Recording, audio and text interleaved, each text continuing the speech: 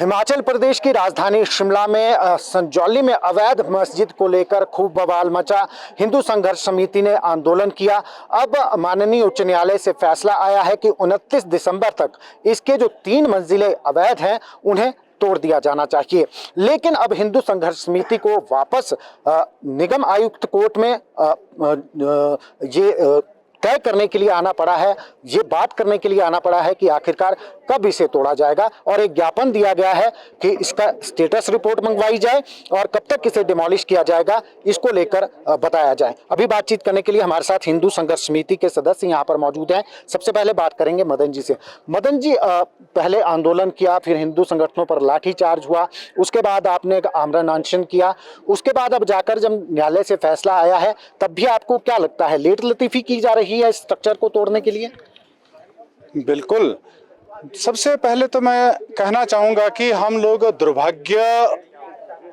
हमारा बहुत बुरा दुर्भाग्य है कि हम हिंदू हैं। दुर्भाग्य इसलिए कह रहा हूं कि जितने भी राजनीतिक दल हैं, जितने भी ये डेमोग्राफी चेंज करने के लिए इन राजनीतिक दलों द्वारा इन बाहरी लोगों को हिमाचल प्रदेश में बसाया जा रहा है, और कानून सम्मत भी उन लोगों को प्रायोरिटी दे रहा है जो बाहरी लोग हैं, जो स्थानीय लोगों के अधिकार है उनको ध्वस्त किया जा रहा है। हम बार बार निवेदन कर रहे हैं सरकार से कि बाहरी लोगों को तवज्जो ना देके अधिकारों की बात है तो जो स्थानीय लोग हैं उनके अधिकारों को आप प्राथमिकता के तौर पे काम करें। परंतु ये इस्लामिक मानसिकता की जो सरकारें जब भी सत्ता में आती है, फ्री का बांटने वाली सरकारें जब भी सत्ता में आई है, और उसके साथ जितने भी ये प्रशासनिक अधिकारी बैठते हैं उनकी सुनने वाले, क्योंकि वो सच्चे हैं, तनख्वाह उनको उनसे लेनी है। परंतु मैं उनको ये भी कहना चाहूंगा कि तनख्वाह हम आप सभी के जो टैक्स के पैसों से ही वो तनख्वाह लेते हैं, परंतु कहीं ना कहीं टांगे कांपती है इनकी जब ये अवैध लोगों के अवैध ढांचे बनते हैं। उनको तोड़ने के लिए एक हिंदू व्यक्ति अगर कहीं उसका घर होगा तो उसको तोड़ने के लिए रात को ये लोग पहुंचते हैं, परंतु आज मदरसा एक मस्जिद अवैध है, उसको पिछले इतने समय से हम लोग आंदोलन कर रहे हैं कि उसकी बिजली पानी काटी जाए। उस जो हाईकोर्ट ने, माननीय उच्च न्यायालय ने जो आदेश दिए कि उसकी उतनी मंजिल को तोड़ा जाए, परंतु सरकार का प्रेशर इतना है अधिकारियों की कि अधिकारियों की टांगे कांप रही है। आप ये बताएं कि इस्लामिक सरकार यहां पे राज नहीं कर रही तो और कौन कर रहा है? दूसरी बात, हिंदुओं की जब बात कहीं भी आती है, हिंदुओं के अधिकारों की, तो उनके ऊपर लाठीचार्ज किया जाता है। चाहे आप स्टेट वेंडर पॉलिसी की बात करें, चाहे किसी भी प्रकार की, यहां पे बाहरी विशेष वर्ग को, मुसलमानों को तवज्जो दिया जा रहा है, किसी अन्य हिंदुओं के। आज भी अगर मैं आपसे कहना चाहूं, हमने अभी आरटीआई में कहा है कि हिमाचल प्रदेश में शिमला में आपने एमसी में कितने हिंदुओं को आपने तवज्जो दिया, कितने हिंदुओं को आपने स्टेट वेंडर पॉलिसी के तहत काम दिया?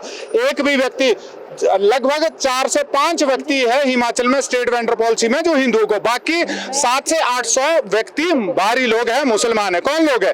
देवभूमि है, यहाँ पे कोई इस्लामिक भूमि नहीं थी, यहाँ पे ना तो मुसलमान पहले थे, परंतु ये 1856 के बाद जो इन्होंने इस्लामीकरण हिमाचल प्रदेश का किया, उस वक्त से लेके आज तक यहाँ पे ये बाहरी लोग आ रहे हैं। कौन लोग है ये लोग? ये इन लोगों के पास ना तो अपनी जमीन है ना कुछ नहीं, ये हिमाचल प्रदेश में आ रहे, फर्जी डाटा लेके आ रहे हैं और सरकार उनको तवज्जो दे रही है, सरकार उनको हिमाचली बनाने की प्राथमिकता पे काम कर रही है। ये सभी को जांच का विषय है, सभी को तय करना पड़ेगा कि हिमाचल हम आपका है, किसी के बाप का नहीं है।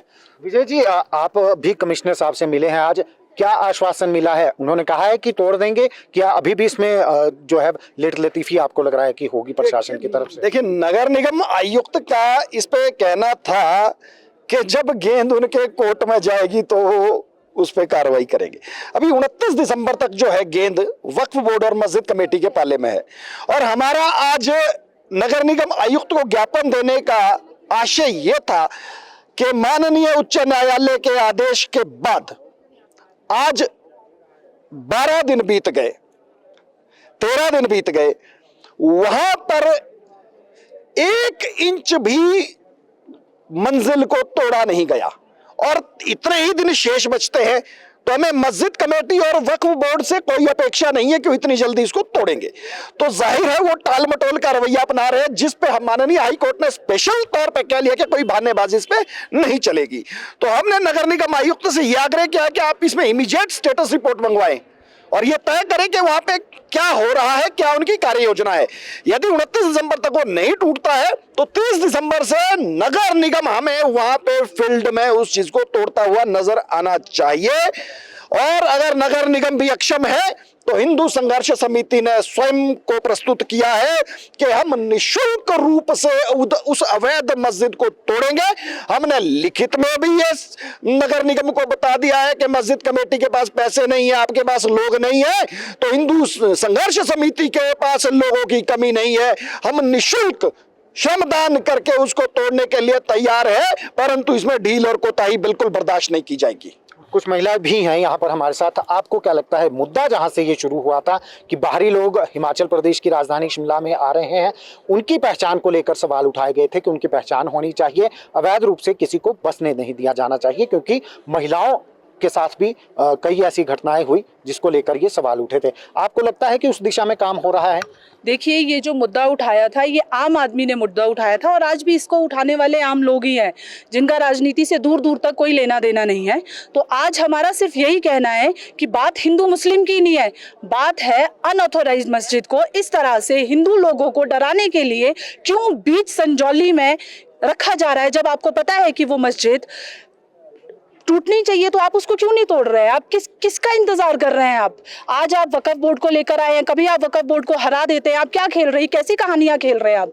हमें किस कहानियों किस तरह से उलझाया जा रहा है? देखिए, हम सब ने सब प्रयास, सब संगठनों ने, कांग्रेस ने, बीजेपी ने, सभी लोगों ने आगे आकर एक ही आवाज उठाई कि अनऑथोराइज्ड मस्जिद को गिराया जाए। तो आज ये क्या हो गया है कि आप एक अनऑथोराइज्ड मस्जिद को क्यों नहीं गिरा रहे? मस्जिद तो हम उसको बोलेंगे भी नहीं, वो तो एक अनऑथोराइज्ड प्रॉपर्टी है। तो आप वहां पे एक चिल्ड्रन पार्क खोल दीजिए, खोल दो आप वहां पे। और वैसे भी वहां तो पहले एक मंदिर था, हम तो बोल नहीं रहे आप वहां मंदिर बनाओ, हम बोल रहे हैं वहां पे आप बच्चों को खेलने के लिए कोई स्थान बनाओ, पर उसे आप तोड़ो क्योंकि वो अनऑथोराइज्ड है।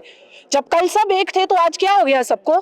आज सब कहां चले गए? आज कहां गई वो कांग्रेस, कहां गए वो सब लोग?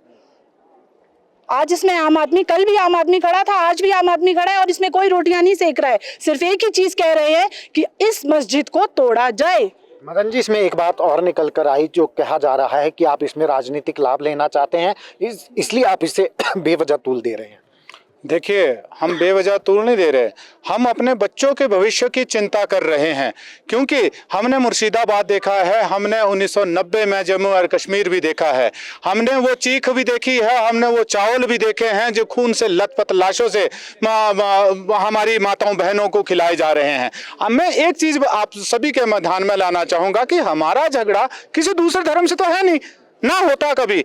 ऐसा क्या है कि ये बड़े भाई का कुर्ता और छोटे भाई का पजामा पहनने वाले जहां पे भी ये पहले शरण लेते हैं, पहले ये बड़े जी जनाब से ये बेचारे गरीब बन के आते हैं, और जैसे ही संख्या इनकी ऊपर आती है उसके बाद ये पूरी बलात्कार बढ़ने शुरू हो जाते हैं, चोरियां होनी शुरू हो जाती है, रोडों पे धरने प्रदर्शन शुरू हो जाते हैं, अतिक्रमण शुरू हो जाता है, और बाद में वोट बैंक का एक माध्यम बन के इनको वोट बैंक का जो नेता है वो स्थानीय लोग वोट बैंक का जरिया बनाते हैं और इनको शरण देनी शुरू कर देते हैं। और उसके बाद ये डेमोग्राफी चेंज करने का जो इनका कार्यक्रम है ये सबसे खतरनाक है। और जिन लोगों को लगता है कि वोट बैंक की राजनीति है या राजनीति की राजनीति, हम लोग राजनीति कर रहे हैं, वो अपने शक्ल आईने में देख लें कि आज तक उन्होंने समाज के लिए क्या किया। बहुत सारे लोग यहाँ पे भी बहुत राजनीतिक लोग होंगे जिन लोगों ने मुसलमानों के घर में सवैयां खाई है, जिन लोगों के घर में रोज फ्रूट जाते हैं,